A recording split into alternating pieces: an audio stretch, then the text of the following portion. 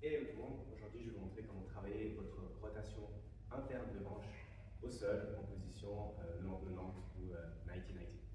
Vous pourrez utiliser un bloc pour vous faciliter la position, pour être dans une position qui sera plus confortable pour vous.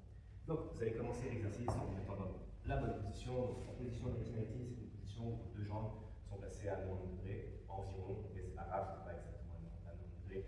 Il faut que ce soit confortable et que ça ne vous tire pas sur les genoux.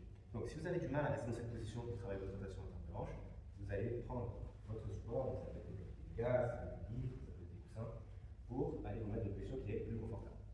Pour travailler votre rotation interne de hanche, vous allez vous diriger vers la hanche qui est derrière. Okay, l'objectif ici, c'est de faire tourner ma hanche à l'intérieur et vous allez sentir un étirement justement à l'intérieur de cette hanche. Donc, une fois que j'ai réussi à avoir mon maximum de stretch, j'arrive plus à bouger, j'arrive plus à pointer mes épaules plus vers l'arrière, je vais tenir cette position généralement entre 1 minute 30 à 2 minutes en respirant calmement.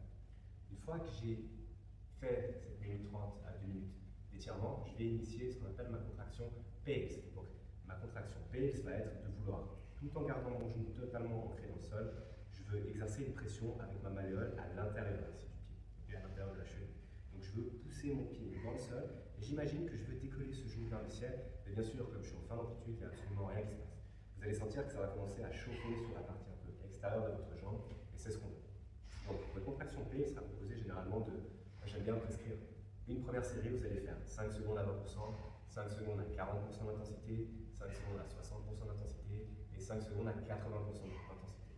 Une fois que vous avez fait ces 5 secondes à 80% d'intensité, vous allez initier ce qu'on appelle la contraction raise. Donc pour cette contraction-là, vous allez vouloir décoller votre pied du sol et enfoncer l'intérieur de votre genou dans le sol, comme si je voulais faire encore plus de rotation interne de ma hanche. Encore une fois, je suis en fin d'amplitude, donc il n'y a rien qui va se passer. Donc, j'ai terminé mon base, j'initie directement mon raise, donc je peux lever ce pied dans le sol, vous allez sentir que tout ce qui se passe à l'intérieur de votre hanche, ça chauffe énormément, vous risquez même de cramper, mais c'est pas grave. Donc on fait 10 secondes à quasiment 100% d'effort.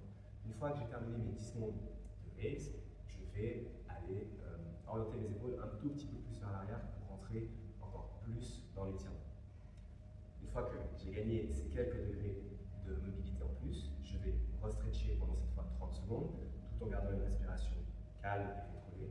Et je vais initier une deuxième série, voire même une troisième série du combo Bales and Release. Donc ma deuxième série sera composée de la sorte.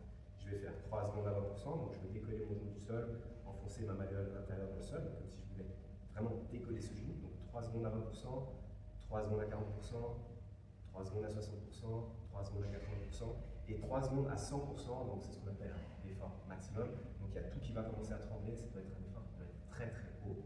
Une fois que j'ai fait ces 3 secondes, j'initie directement un nouveau mon raise, je vais décoller cette malléole du sol, enfoncer ce genou dans le sol, créer plus de rotation interne, je crée l'effort le plus fort possible que je puisse produire.